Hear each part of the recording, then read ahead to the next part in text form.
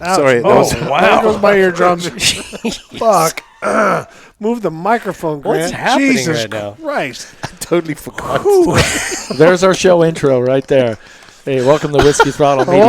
Hello? 250 season I can't preview hear show. you. Is someone talking? Ping, can you turn his volume up? Fuck me, man. All right.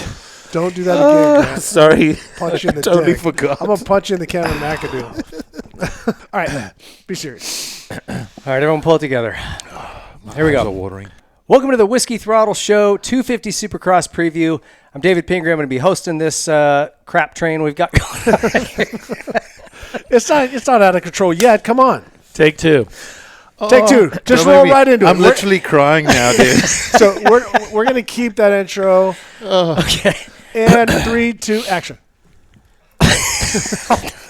Hi, this is David Pingree. We're talking about the 2026 250 Supercross highlight with Grant Langston, the guy that blew my freaking eardrums out a second ago, and the politician himself, Jeff Emig. We've heard a lot in between shows, and not to mention our host, David Pingree. Hit the El Jefe a little hard tonight. Lots of El Jefe. And speaking of El Jefe, our sponsor for this show, we appreciate them, El Jefe Energy. Coming to a convenience store near you.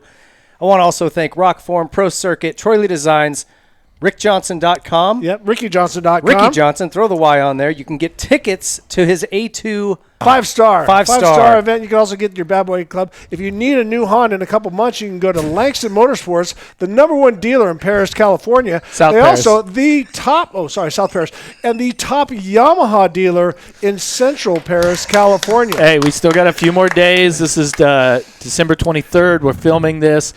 If you are looking for the last-minute Christmas gift and you're in Southern California, you need to go to Langston Motorsports. They got a bunch of great stuff, motorcycles, UTVs, you name it. You know what else you can get there? Stocking stuffers, ODI grips. Those things are rad. Awesome. I mean, Love I think the it's design. a good grip. Yeah, the thing about the Emig Pro V2 lock-on grip is that it fits nicely in a stocking. Exactly. So last-minute Christmas gifts. Get on over to Langston Motorsports. Are we done with the glazing? Can we start the show? Dude, I'm loving it. Let's go. All right, here we go. 250 West. Here is the storyline, guys. For the 250 West class, Hayden Degan is going to finish out his career, last series in the 250, with this 250 West Supercross series. Can he be stopped? That's really the question. No. Does anybody have a chance? No. Not really. Jeff says no. Rick says no. But, Gio? He shouldn't have been stopped last year. Last year, he should have won every race. yeah. But the good thing is, I don't The think he team wins and every race, though. I don't think he sweeps. I think he's going to okay. I think he's going to toss You got a any couple cash away. on you, Langston? I don't. Honestly, I think he's way better outdoors than he is in Supercross. Last year, he didn't. He could have. There That's was a why lot I of said things he I could have think he cleaned wins up. the championship, but I don't think he wins every race. Who beats him? I'll take that bet. Kitchen, Hymas? Chance. Well, let's go You know through what's it. funny? That's what the show's about. Let's go through and find Hey, out you know who what would be a could. great idea for a show is if we had a list of the riders and we all talked about it. You know what? Actually, I have a list right here. Bam! But you know what's Genius. weird? They're not numbered. I like numbers. Do you want so me to I put go in 1, 2, numbers? 3, 4, Oh, my 5. God. Rick, help We've him with lost some the numbers. racetrack here on Between Whiskey Throttle OCD Media. and We're off the rails. ADD and who knows what I got going on here. All right, go. You're the losing, you're the losing control of your responsible show. I can't be the responsible Let's start one. with who is not going to beat Hayden Degan, and that's Julian Beaumer. Tragic, rough accident last year at the SMX playoffs. Honestly, he's lucky to be walking. He's out of the back brace and on his way to recovery, which is great, but a serious injury, and he's not going to be back till the Outdoor Nationals. There's some chatter he might make a couple Supercrosses. I kind of think, why? Why Just- would you do that? Yeah, I just agree. get yourself 100%. Another person who will not be there to contend is Joe Shimoda. Again, very serious neck and back injury. Thank God he's got no deficits either. He will make a full return. I hope it's at the Nationals again because Joe is the title favorite, really, for me outdoors. So I would, if I was him, with Hayden moving up. I would really just be focused on that. Bummer we're going to miss those two guys. However, there are some other riders who have a chance. We'll come back to Hayden Degan, but let's talk about who's got a chance to maybe beat him. You just used the word 3 times, chance. Chance. So why don't we Chance. start with Chance Hymas? Chance Hymas. He definitely has a chance. But here's the thing is that now the Honda tent is a little smaller. I think him and Hunter will gel well together. They work together at the same training camp and all the different stuff. Hopefully Jet is there to help coach and support the team and support Hunter, as well as Chance Hymas, because Chance is one of those guys that I don't think we've seen the best of him. I think some of the guys you see, they come in, their 250 program, and they set their bar, and then they kind of stay there, and then they make small steps. I think he's still down here. I think he's still climbing, so I think this could be a breakthrough year for him. But we've seen a pattern with Chance. Okay? The injury stuff, the injury bug is just too apparent in my mind. Like speed, boom, all this, rides amazing, like perfect on the bike, like great technique, efficient, all of those sort of things, and then he gets injured. Yeah.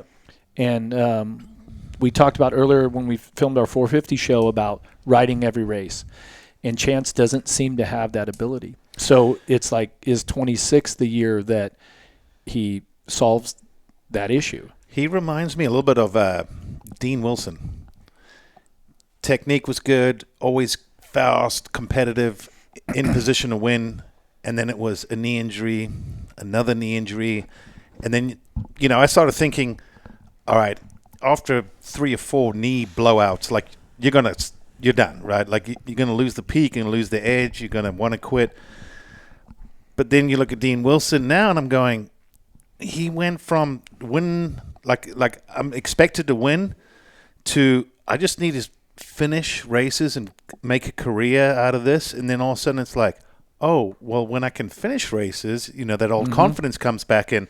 And I think with Hymas, correct me if I'm wrong, I didn't follow the amateurs that much, but he was pretty much better than Degan in the amateur ranks, right? I mean, speed wise, there were a couple of them that were just pretty incredible. So again, we know he's got the talent, and he's had the injuries, and this is maybe where someone like a Jet Lawrence, who's going to be, around. I believe he works brother. with Michael Byrne down there. But I mean, just having those kind of guys around you too. Byrne was always a solid guy. Also dealt with injuries, so he's got people around him to give him advice and pick him up when he's down. Maybe pump the brakes when you get. We've all been like, oh, I'm going to kick everyone's ass tonight, and it's a little bit like, hey, walk down. Keep that mindset, but pretend you're the underdog. So I think he's going to have good influence around him. I feel like that team, and I haven't said this in many years. For a while, I felt like Factory Honda was a little all over the place, after the Carmichael days and that. It just felt like, I don't know, it wasn't the Honda I grew up watching, the factory. Now I look and I'm like, it's a good team, a great team with great riders, great personnel, great leadership, and now you got a couple people on the sidelines that can chime in and I think almost maybe help the mindset of some of these guys that feel the need to win and the pressure. I'm curious. I think Hymas might be in a good place right now. Well, the one thing that's interesting, he was down at the Dog Pound riding with the Lawrences, working with Burner. This year he's decided to move back to Utah. Just said it got to feel just like Groundhog Day down there, which it is. At a point when you're riding at this level, it's a job and it's a grind. And he was just kind of losing, and injuries will do this to you when you have one after another after another. Yep. He kind of lost his love for it. And so, excuse me, he moved back. He's from Idaho, but he's living in Utah where he's got family, friends, and a track to ride, and just trying to sort of find that passion again for it and reset and restart. This kid jumps in, and it's always impressive to me as a guy who's had a lot of knee injuries. You start to just be real tentative coming into corners, and if you get in a rutted track or mud, God forbid, it's really tough. So he's always been able to come back outdoors and just find winning speed. He's been very, very impressive, but we just haven't seen him at his best in Supercross because of the injuries. So I got to believe it's under the hood. He's just got to get through all the rounds like Bruce Shenstrom. Maybe you should go talk to Bruce. Yeah.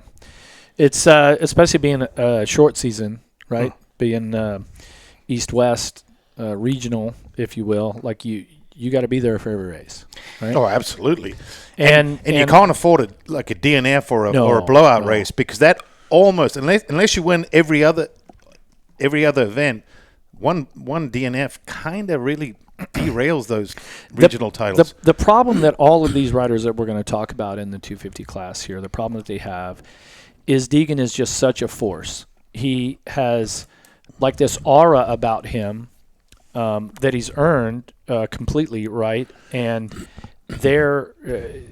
it's like how Jet Lawrence's sort of thing in the 450, maybe even a greater sort of gap. Yeah. So to me, and I really like a lot of these young riders that are on this list. Okay, and I hope that they take whatever I say in the show as like constructive, maybe even like put it on the doorway as you walk out. Motivation, right? yeah. As motivation. But to me, Degan is the guy. Like I expect him to win every race because I think that he's that good in all these ways. Now, it's their job to prove me wrong. Okay. Like we started with Hymas, next guy on our list is Levi Kitchen. He's not putting up with Degan's shit. Like when he took him out at one of those races at the end of the season, like Kitchen's like, I'm not going to win this race. But Either is you. Right? What like Carmichael said, if you can't win, take somebody out that can. And so what I like about certain riders and where I put Kitchen in that place is that he's not going to, even if he's not, let's say just on a single race, I won't go like umbrella, but okay, I'm not as fast as this guy tonight, but I'm not going to put up with this shit.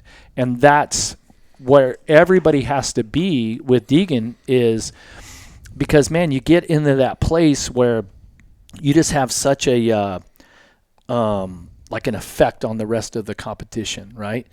Where RJ told me one time, he says, hey, hopefully you're going to get to a place in your career. Do you remember this? Mm-hmm. He told me.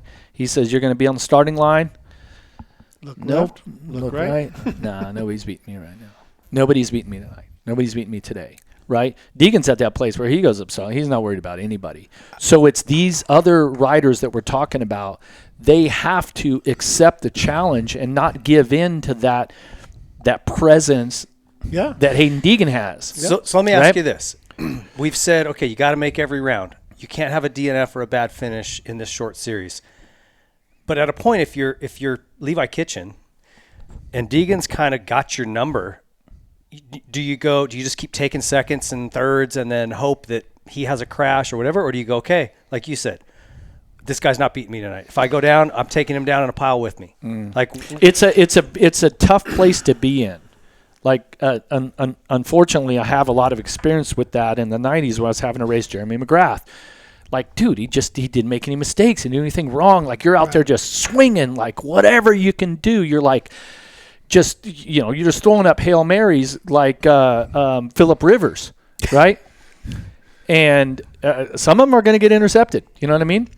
But you're just hoping that one connects for the winning touchdown. And man, I think that they have to start off by not letting Degan execute his game plan for the day at A1.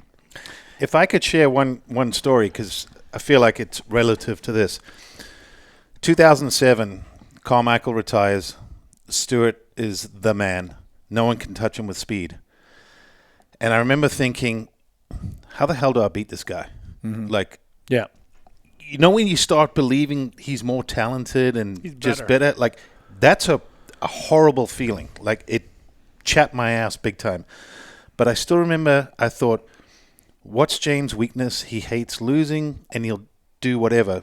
We started nicknaming Ricky was the goat, James was the cow, crash or win. So I've never heard that. At Washougal, wow, I finally got a good start. And I remember thinking, run like hell. Like, you got to go. Washougal was not a track that I liked. And eventually James got into second, and I got on the pit board, P2, Stu, and then my mechanic was giving the lap times. And I remember thinking, I can't give this race up. Like, I've got over a 10-second lead. This dude usually laps over a second a lap quicker than me, easy, maybe two.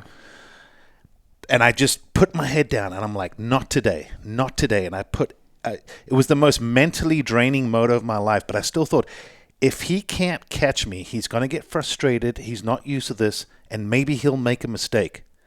And he blew out his knee that race. You blew out James's knee? You No. forced him son to of a blow his bitch. knee out. But Damn. all jokes aside, I remember thinking, I can't beat him on speed. I'm too far behind in points. He has to have this. Yeah. And I had this, like, just feeling that if I could kind of rain on his parade, that maybe a miracle could happen.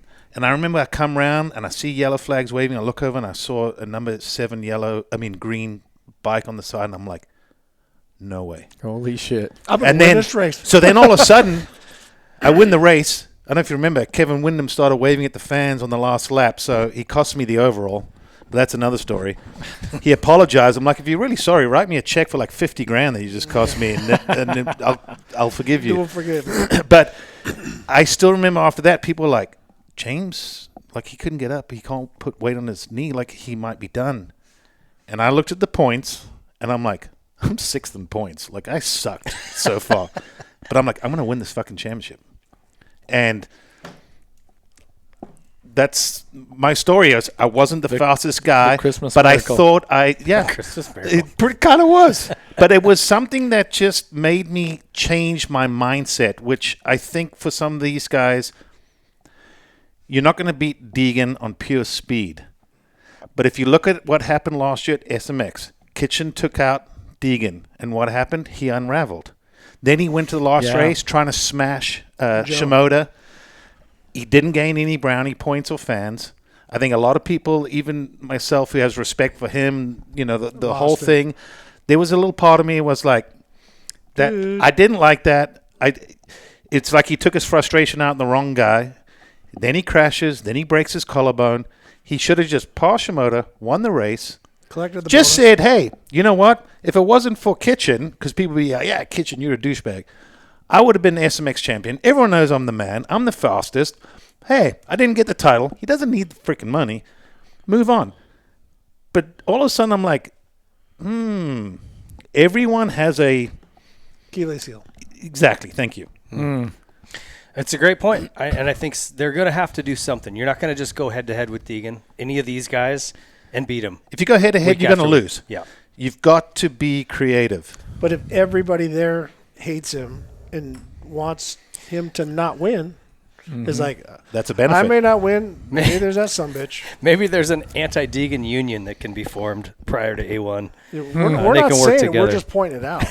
Yeah. I will think say Kitchen. this. Do you guys remember, was not this past summer, I think the one before, at Paula National, season opener for the Nationals, and Kitchen's out front, Degan catches him and passes him, or somehow before, or maybe it was after the race, in the press conference, Degan goes, yeah, no, I know Levi.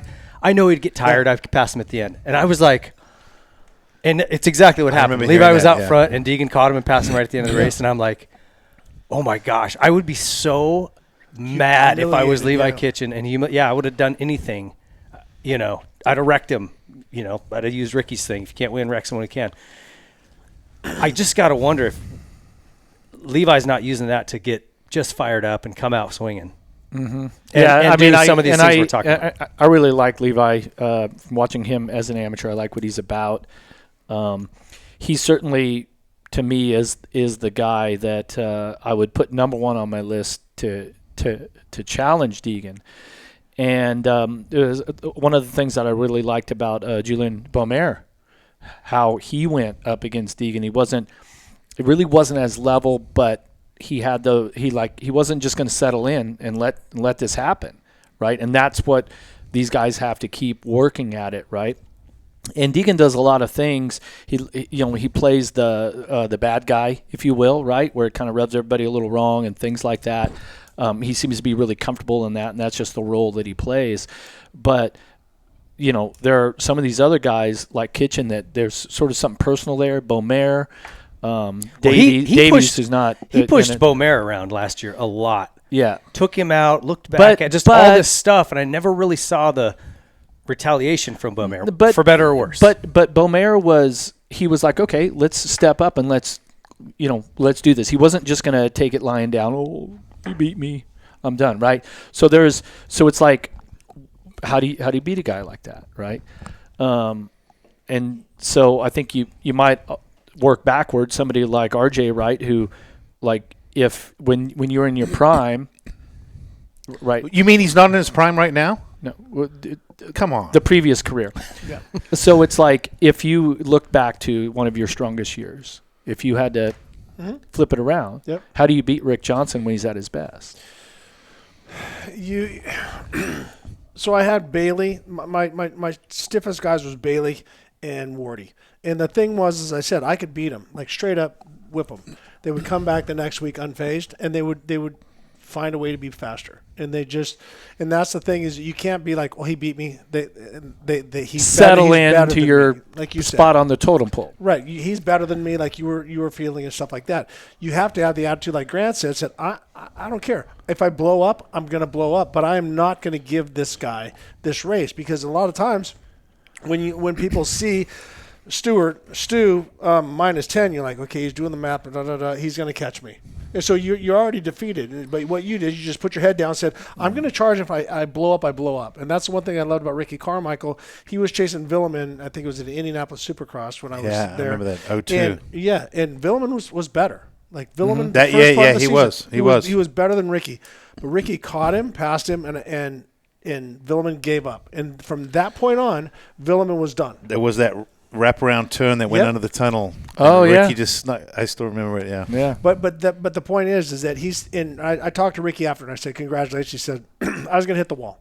He says, I didn't care because he was just feet off the pegs, just wide open and stuff like that. So if you, but the problem is you got to watch. Like to me, if you hit me and got physical with me, that motivated me even more. But if you were just a quiet assassin like Bailey was, just being fast all the time and crystal smooth, and I cased stuff, and I was a little bit more berserk than he was. You have to once again remove the emotion. Just be the best that you can be, and then when it's time to get physical, then get physical. But don't be sitting there on the sideline going, okay, I got to take out Degan beating this race. No, you might not ever see the son of a bitch. Yeah. Just go as fast as you can, and if he's there, then take his ass out. Don't. Yeah, but look it comes for down to a certain level of determination and saying, no, I'm not gonna let this happen this time. I'm not gonna let this happen, and I'm gonna push myself further than I thought I was capable of. And I think that when you look down the list with Hymas, Kitchen, McAdoo's next on our list, like lots of talent, all this, but somebody has to out-desire him. Which right? that's a hard thing to do. So here's the thing. Degan's got the talent. He's got the speed. And like you said, he's comfortable with being the bad boy. I think that the only way you get in under his skin or, rattle his cage, whatever you want to call it, look what Kitchen did. Just blast him. You get him pissed. Now he's going after you. That's a beautiful thing if you're a different rider or someone else because while they're having their tiff or whatever, you can just quietly do your thing. I mean, another quick story, 03, Mike Brown and Ryan Hughes got into it. I was struggling with a wrist injury. I was just hanging in there, and I was getting thirds and fourths and fifths. It was nothing beautiful, but then they got into this hating each other, and I was like, this is a beautiful thing. Yeah, it's a good thing because for all of you. a sudden they forgot about me, and while they were smashing each other, all of a sudden I was gaining points.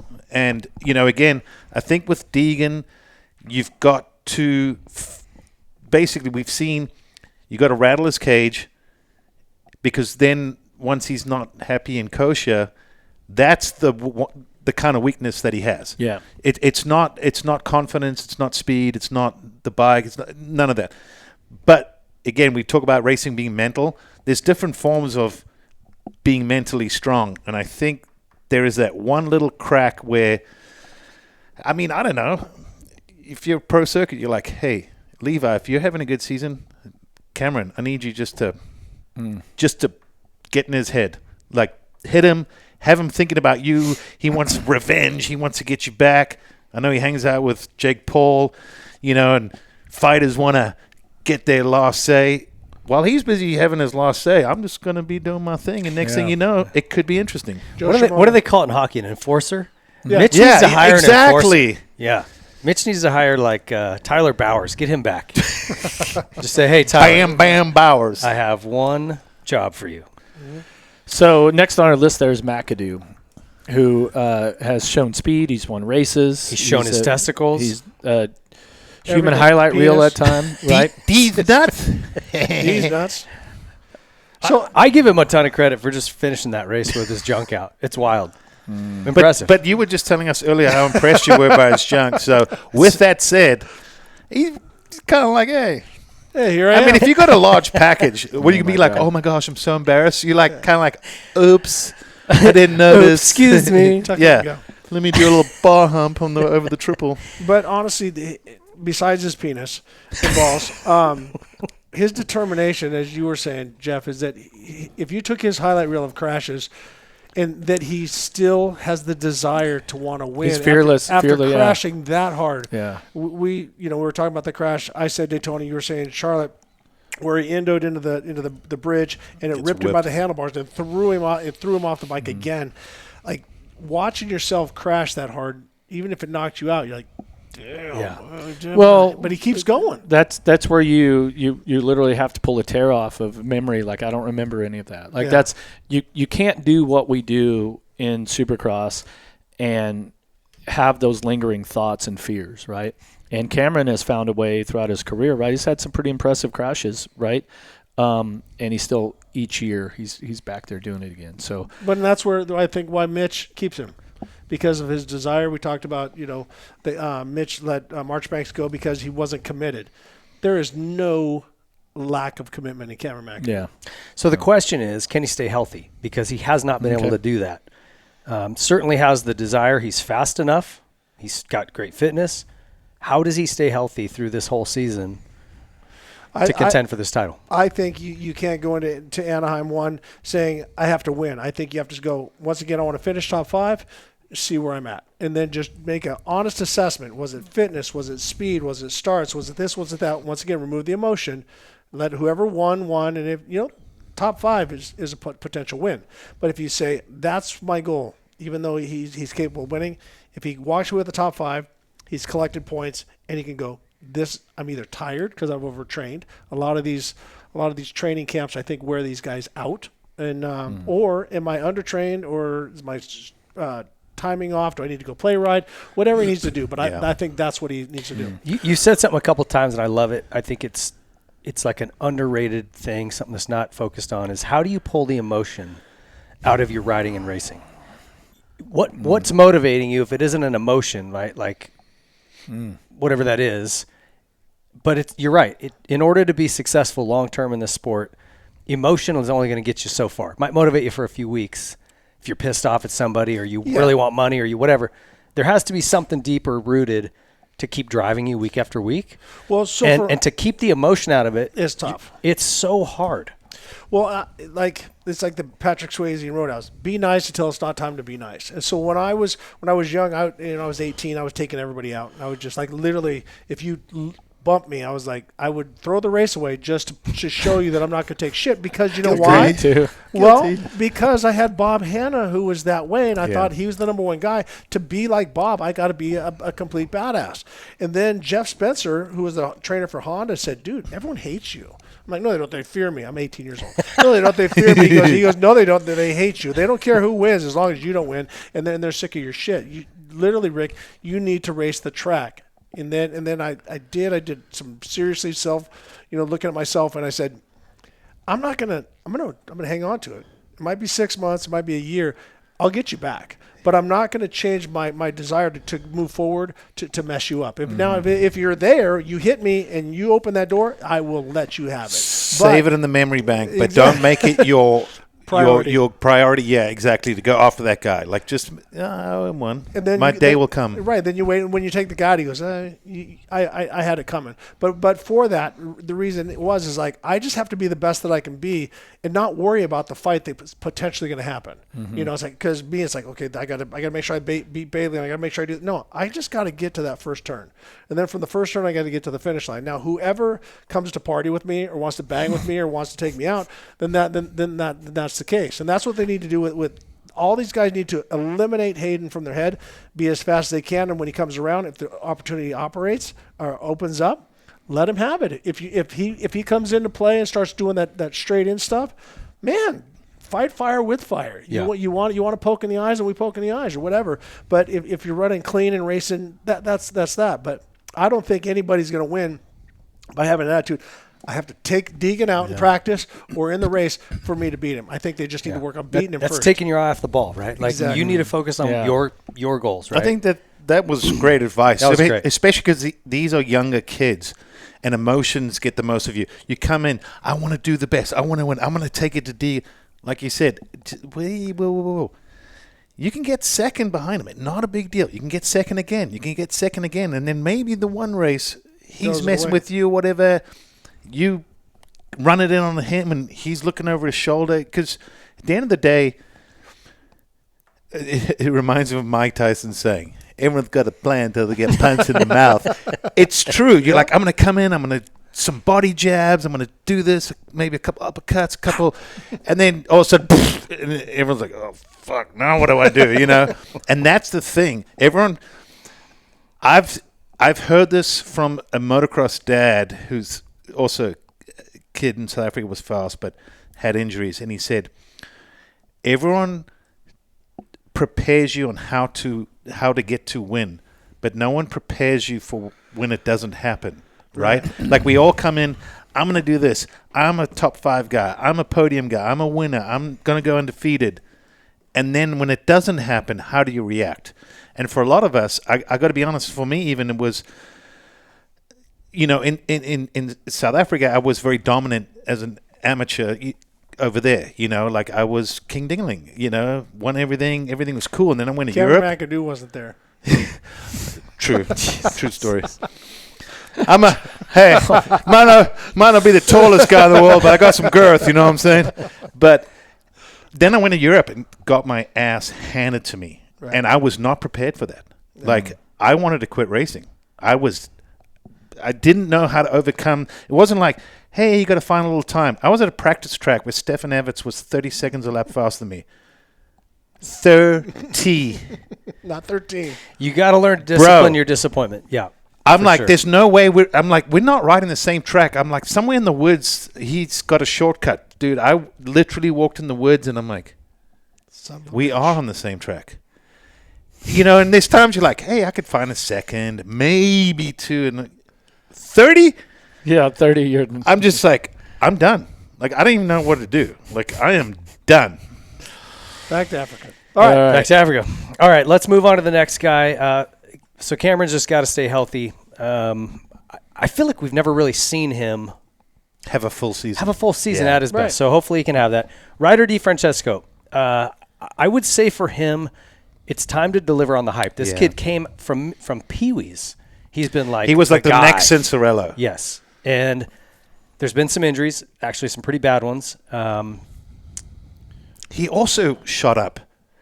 Yeah, you notice with these kids, they shoot up, and then I start noticing, I think because... He's talking about a growth spurt, by the way. Yeah.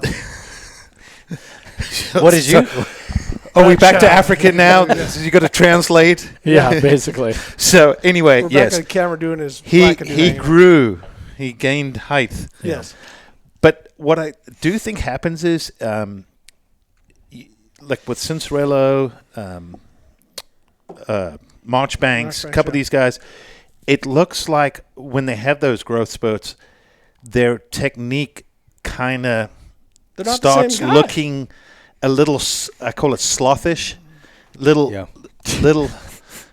like Fro, I always think of him, and every time I saw him, it was very, like... Perfect. Look at him smile. That's the word I was looking for. You're very proud of yourself. That is exactly what I was looking for. All right. You know what? I can't take it away from you. It was very, I just feel like mechanical, like proper, like it was a beautiful thing to watch. And when these guys have these growth spurts, you start seeing, you almost have to go back and watch them when they won. You're like, they look so good on the bike and this and that.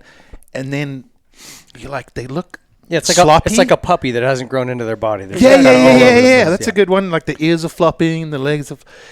And I think that's been part of it. So sometimes I almost feel like saying, you guys have heard this saying, sometimes you got to slow down to go faster. It's almost like, okay, end of the season, let's do some slow laps, but I'm just going to remind you about mechanics. Mm-hmm. Let's tidy up some of the mechanics, because when you really look at it nowadays, you have to have really good mechanics. I'll be the first to admit, I go back and look at footage of myself, and I'm like, man, it wasn't pretty. Yeah. It was a lot of determination. I know I think exactly a little what bit. you're talking about. I think it was the banana hammock underwear you used to have on. They're so tight, they would just like pucker you up. Hold on, just like getting back here to Ryder D, like kid that certainly has all of the skill and everything that's necessary, is that he needs to do one of those things. Like, okay, we want to come in a top 5 or a top 3, whatever the night at A1 presents you, and then go, okay, I got a 5th, I want a 4th, right? Yep. But you can't be all over the place. Yeah. He's got to lay a foundation, right? It's like building a pyramid. You want to put the last block on. You can't. You got to stack all these blocks down here, right? And that he could really benefit by being another year older, another year more mature physically and mentally, able to control the emotions that come along with it, and just start to lay a good foundation. And if he can do that, then all of a sudden his career definitely be back on track. Do you know what I'm curious about this year, to see if it will make a difference? He switched over to the Rockstar Husky team, which is managed by Nathan Ramsey, and I think Nate's done a really good job, whether it's with RJ, even Malcolm, like all of his guys, just kind of helping them with that, like some structure and some setting some goals and step by step, kind of stacking pennies, like you said. Well, Nate was Maybe one of those that's guys. something he'll maybe not help. always the most talented, not always the fastest, but he's won a championship. He's won some races. He's done some things. So I think he's like that hybrid where he can relate when you're down and struggling, and can relate when you. Well, he's got some get that- experience. I'd put like Nathan and Michael Burns, some of these guys, excellent professionals. All this, they did some things right, they did some things wrong, and it's like probably makes them a better leader, coach, team manager. That was kind of my that sort of thing, right? point. Yeah, you hit the nail on the is head. that they have that experience. Okay, well, so how would you coach your rider in that way? Well, I had this situation, I did this wrong, or I did it right, and then you're able to relay that to him. And hopefully for Ryder D, this is a year where he can really start to put the pieces of the puzzle together. 2 final thoughts with Ryder. So this puts him as the number 1 250 for Husqvarna, right? So is that pressure going to help him? Some guys love because once again, when you have a stellar amateur career, you're used to attention, you're used to a lot of different things. Is he going to embrace being that number 1 guy for the 250 class, and that's going to help him, or is that going to be added pressure? We don't know that, but I think it could go either way. I think, to me, if you're going to Loretta Lynn's, you're supposed to win all the classes you enter. To me, that's a lot of pressure, especially for a kid. So I think he's used to the pressure. I think now it's, does he have the self-belief, because he's become a pro, and he was someone, I guess because of my, time in racing when I was done, I remember watching Cincerello because I was really intrigued, because everyone's like, I mean, what do they call him? Baby Jesus? Like, it's... And I'm like, if you're called Baby Jesus, like you're kind of a big deal. And Cincerello is obviously a great kid. Everyone likes him. But the career didn't go how I think a lot of people thought.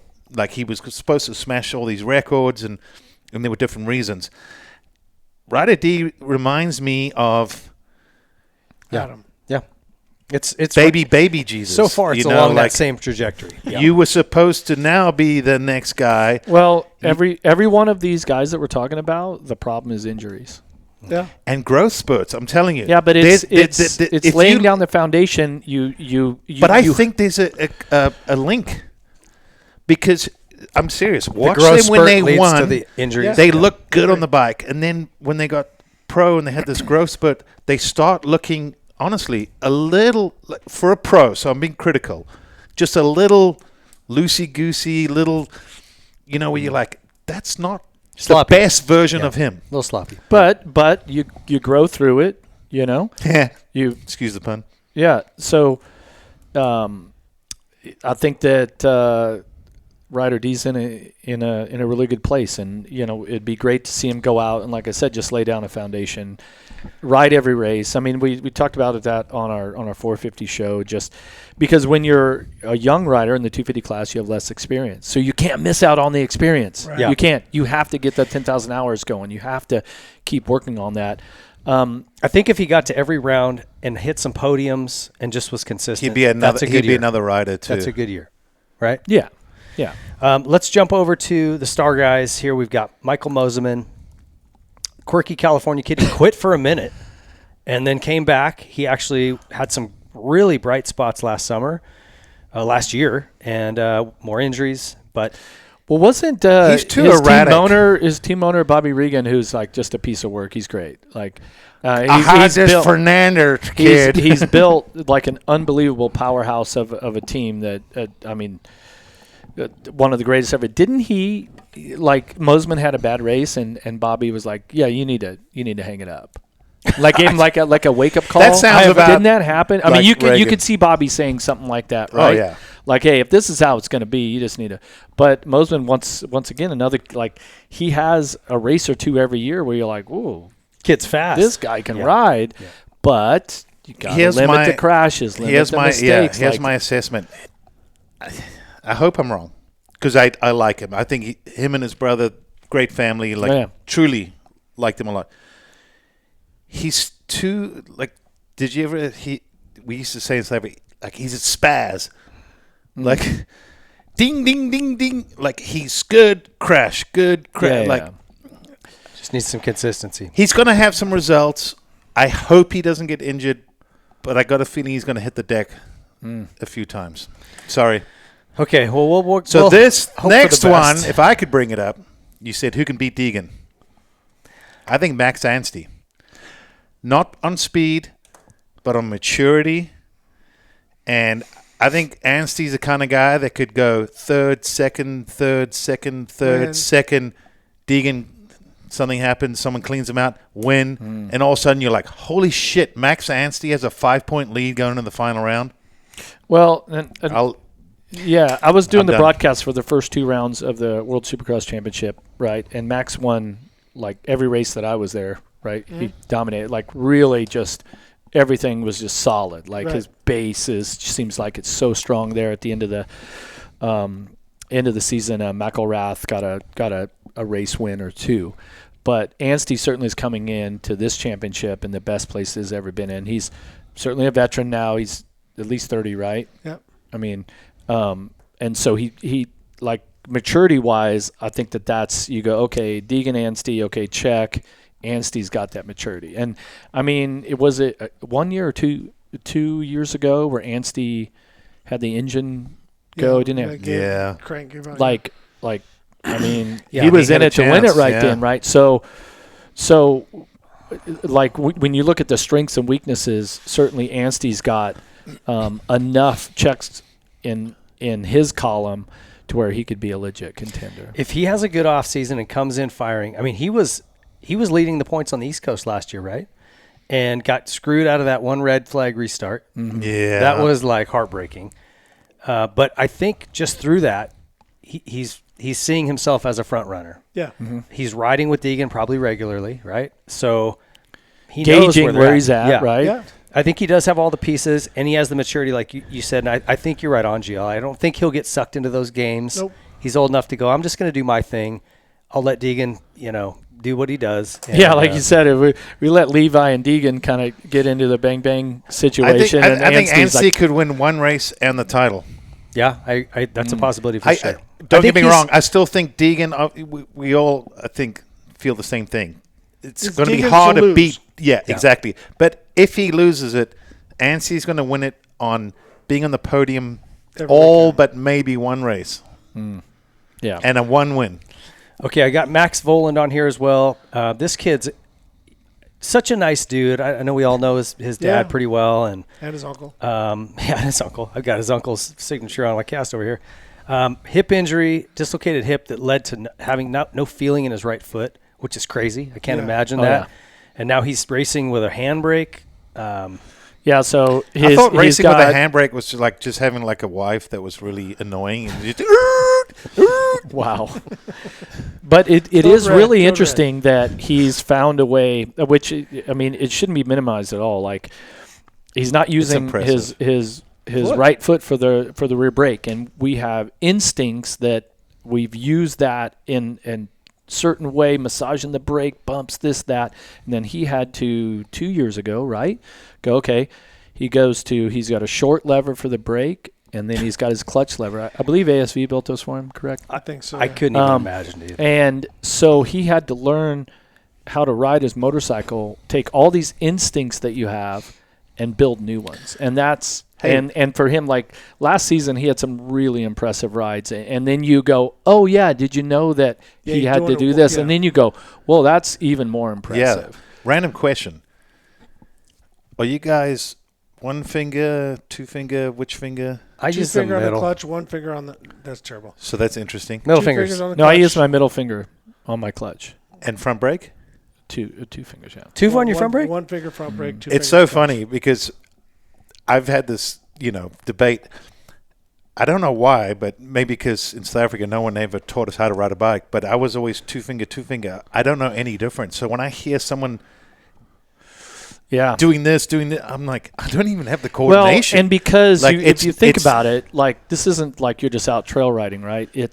It's you have this muscle memory that's involved, for and sure. you're strengthening all of this. And now he had to change But everything what do they up say? to It do takes that. And it's 2 like, weeks to change a habit, right? So I don't know. I've never had to go, okay, Grant, we're going to eliminate your rear brake pedal, and now you have to. I'd go into It'd a be wall. weird. yeah. I would definitely say, hey, guys, at the test track, your vans, and can you Yeah, just don't anybody go park on, on the the other outside. side of the fence? Just, I don't know, but something may happen. But Right. It would be weird. Little history lesson. You guys know about Harry Everts? yeah, Had polio. grew I rode for Harry when I went to Europe. I love Harry. But Harry had polio as a kid. Yeah. One leg shorter than the other. In the first He had no muscle in the one leg. yeah, he could barely in walk. his left leg. He could run the first moto, then they would take the shifter off and put it on the right side No for way. the second. Shut up. No, He told me hold on. word for Poof. word. Yeah, They had a sliding shifter. So he would use, and then when he had no memory, they would flip it, To the other side. Yeah. and And he would do that in between motos. he would shift So- with different And the feet. brake would flip flop And too. I don't know why. I don't know. I think he did brake and shift on one side. Yeah, he did. True, Yeah. it's True. true story. And so Max, what's funny, suck it up. You're only having to deal with the brake. No, Well- but back to Max Anstie. Hold on, I'm gotta- talking about Max Volan. Go ahead, hold on. finish. So this year in World Supercross, we had Stark Varg came in, right? So talking with Tortelli about these bikes being, how they got them into the championship and the rules and all this sort of stuff is when they first introduced the Stark, it was like 50-50 handbrake versus foot brake, what they would sell. Now 90% of the Starks are sold with only handbrake. yeah. Right? Yeah. And it's how we with started, with like the PW50s team riders, and yeah. everything. So with the team riders this year, I think I don't remember who there had two in the 250 in SX2 and two in SX1. After the first race, they had to bring parts and stuff to the next race.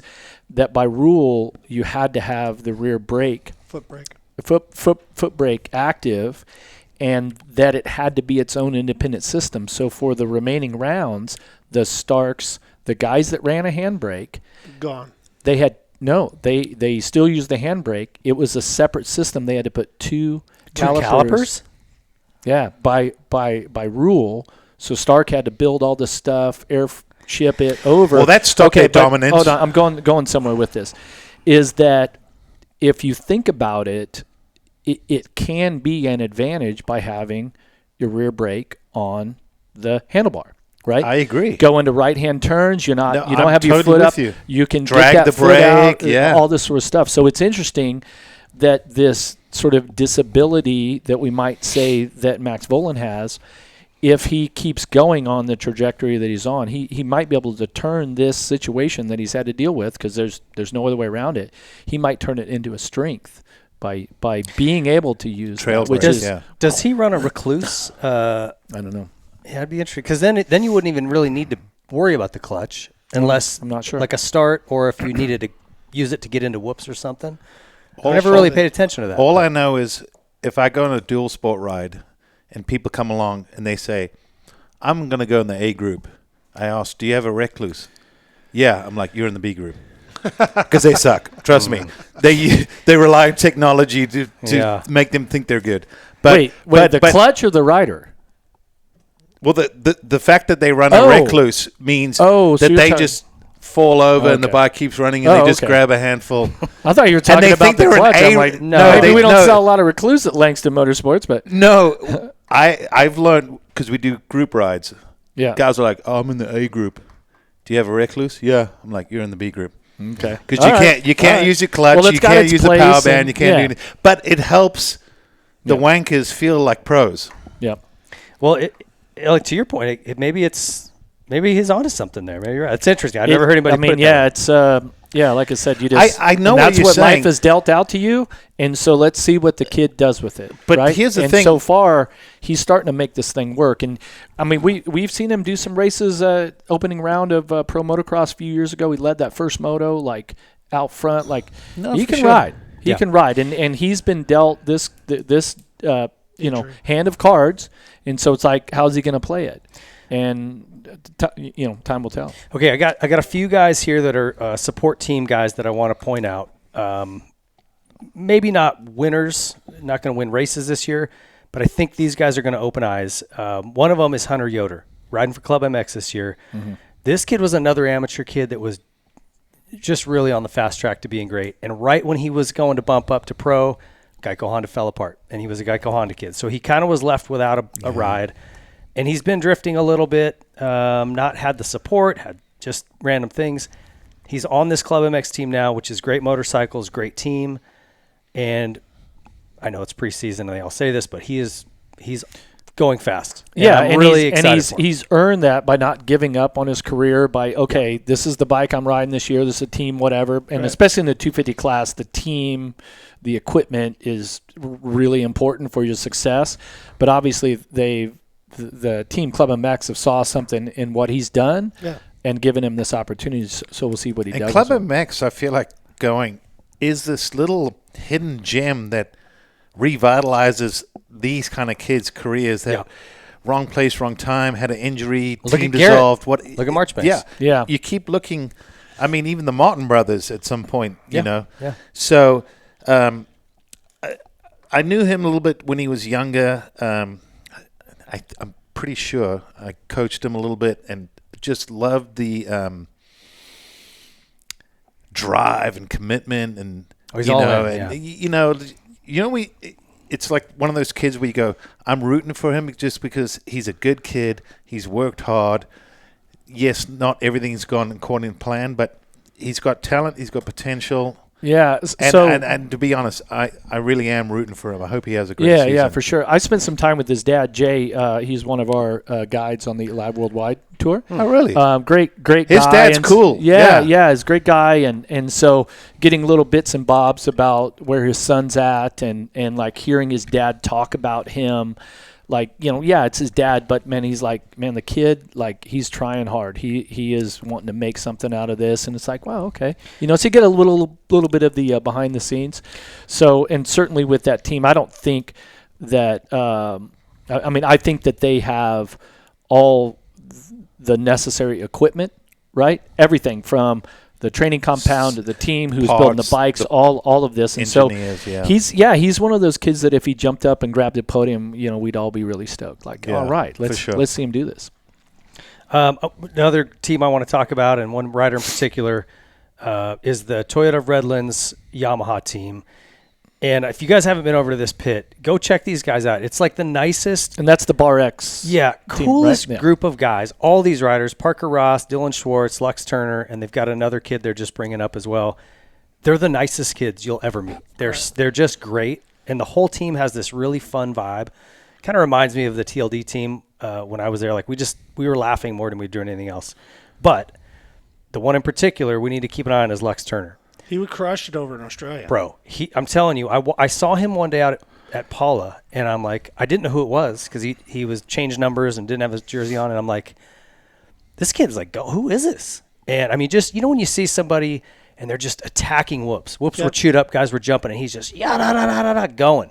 Intensity, corner speed. I'm like whoever this is like, this is a guy who's focused. He got hurt pretty good, though.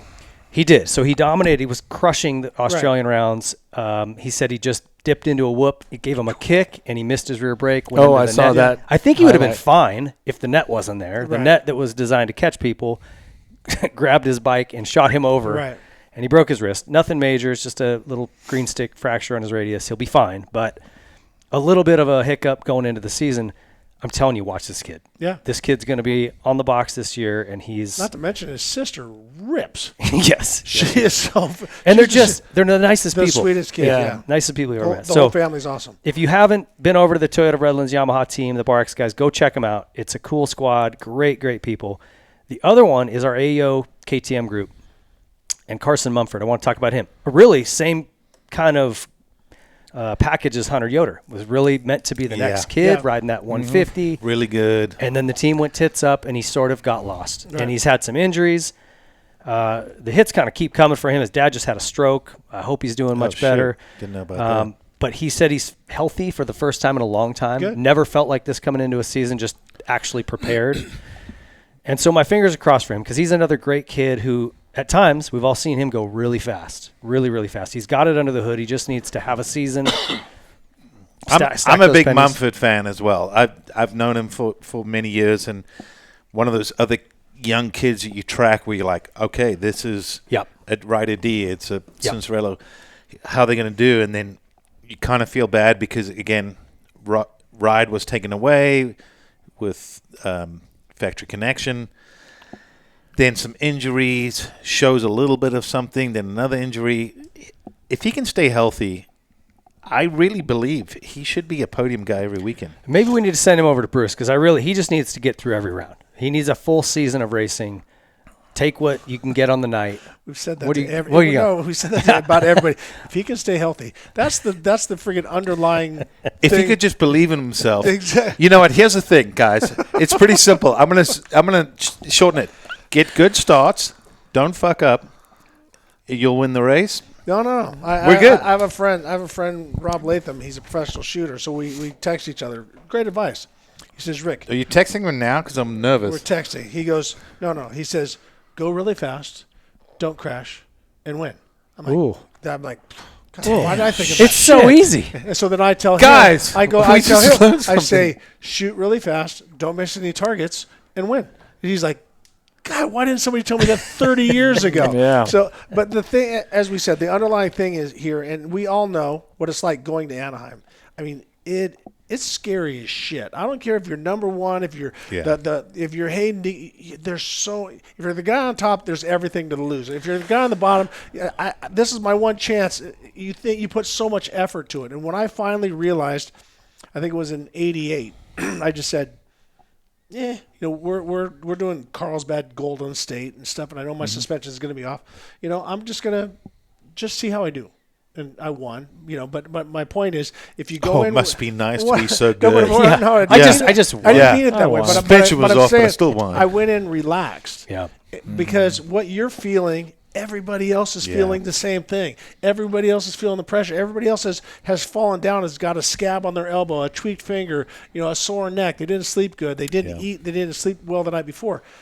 Once again, remove the emotion. Focus on yourself, and just go. Where am I at? Am I a 20th place guy? Am I a 5th place guy? Because just because you're comparing yourself to somebody on your test track and you guys are hitting everything the exact same way and you haven't changed anything up, is that going to translate to real world on a supercross track? I think a lot of times the guys who win A1 are just the guys who manage the nerves the best. Yeah, I agree. It's not always the How fastest. many times has it been someone where you're like, God, I didn't have that in my bingo card. Didn't see that Josh coming. Grant.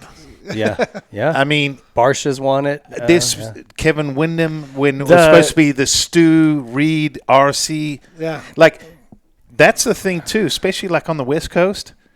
Everyone's, I hate using this terminology, but they're all freaking hot and horny coming in. Like, these are young kids amped up. Like, almost everyone we mentioned believes they have a shot at winning. Yep. They're going to blow their wad in some way, shape, or form. And it's going to be usually in the main event. Tell us what you really feel. So, Don't hold back. but again, So they're hot and horny. They're going to blow their wad. This is what you're telling And me. if it's Cameron McAdoo, we could see a lot of it. Could be a great show. So what you're saying is Tune in, folks. someone could get hit in the eye on the 30th row? It could just be like slap you right across the face when you're doing that triple. Hold on. Do the sprinkler. There you go. All right. We've lost the plot. I think that's it. I think we were going to keep this to a half hour, which we blew past that by. Speaking about blowing Does anybody? by. Okay, I started the show with some pretty bold statements. Did any of you three think that Degan can win every race? Of course, I think he can, but I'm going to go with I don't think he does. Yeah, think I he would does. say the same thing. I think it's possible. It wouldn't You blow can't my copy mind my if he homework. did. Oh, Be original, bro. This is your show. he's going to Stop lose stealing my- one. Who's Okay. if of all these riders that we talked Max about? Anstie. Yeah, you know where I was going. I think Kitchen gets one. So Kitchen and Anstie. I think Degan wins 5, Kitchen wins 1, Anstie wins 1. Don't change your answer to fit my answer. That's what he does. I'm I know. stealing your homework. Okay, who wins title? Prediction. Degan. Yeah, I think it's Degan. Come on, Grant. Well, I feel Grant? like I like just Do it then. just Who? stirring things up. I know it's like Degan could get hurt. Anstie.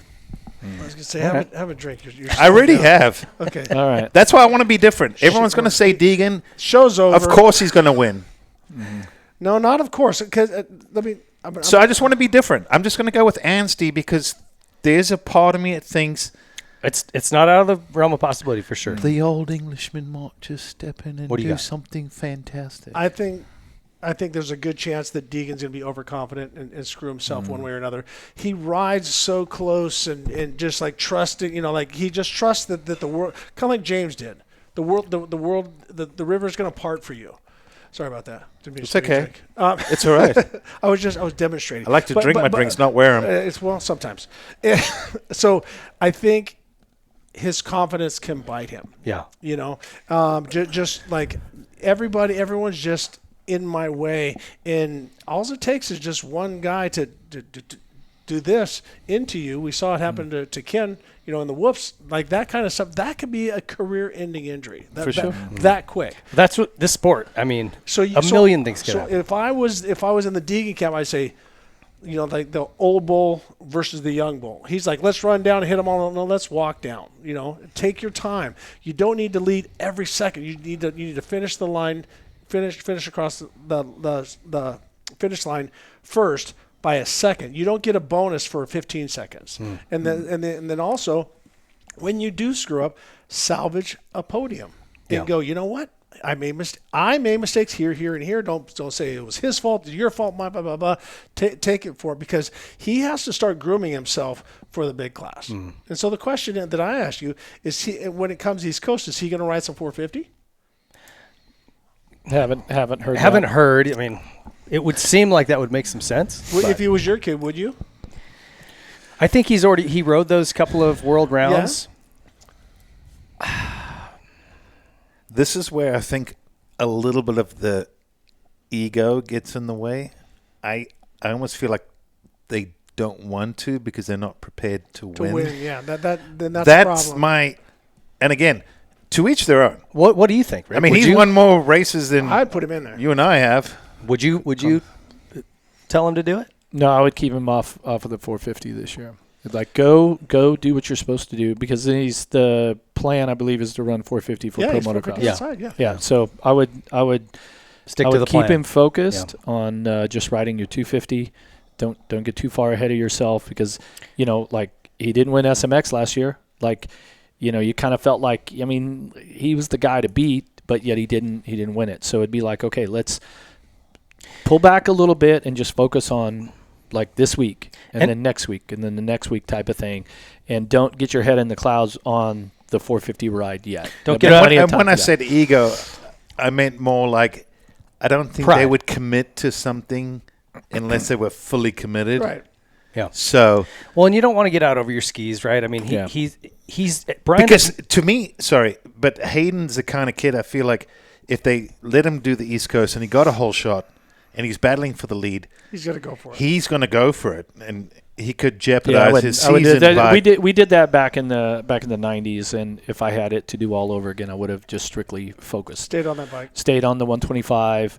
For me, in particular, it had ramifications as far as advancement points. So Right. I pointed out like instantly. Right. And I really think that this idea of having Hayden Degan ride again this year on the 250 and not just sending him up to the 450, like you can't go back. Like every one of us except for Ping maybe has been like, I wish I would have had more time on the 125.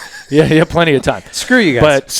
But so just let him mature once again. Let him do all this because once you get to the 450, you're going to look at the 250 like stepping stones. Like For sure. whereas like now, sorry about that. He's already deaf. It's the main goal, but the bigger goal is yet to come. And so just keep learning and keep maturing. Well, also too, they saw what's worked for Jet. Finished off on 250, win the outdoors, dominated. It was a seamless transition, which very rarely happens. There's very few people that you go, but dominated, he's an anomaly. Yeah. So. All right, listen, I want to thank you guys for all coming in. RickyJohnson.com. Get your tickets to the A2 5-star experience. Still a couple seats left there. Yep, that's going to be rad. Watching races I just looked with at this the Google guy. reviews. You're at like 4.5 stars, bro. Good. No, I'm working on that. I'm working on that half a star. You can get to Langston Motorsports, buy some ODI grips, get down to your local store, get some El Jefe Energy, Rock Form, Pro Circuit, Troy Lee Designs, all these guys. We appreciate them. Those would be great gifts too. Oh, they're perfect. The good things come in small I can't wait packages. to see our gift. And this is all magnetic. It sticks to like a golf cart, so you can listen to music while you Nice. play. A You know what? toolbox. It sticks to me too. Oh, great. Langston just stole it. I need to get a new one. Thank you guys for watching. Thank you for the panel coming up. You guys are Honored. awesome. Honored So to be cool here. sitting down with you guys, all of you. I appreciate it. Have a great season, guys. A1 is right around the corner. We'll see you there. Later. If you like this video, please be sure to leave a like, subscribe to the channel, hit the notification bell so you don't miss any of our future videos, comment what you thought, and share it with your friends.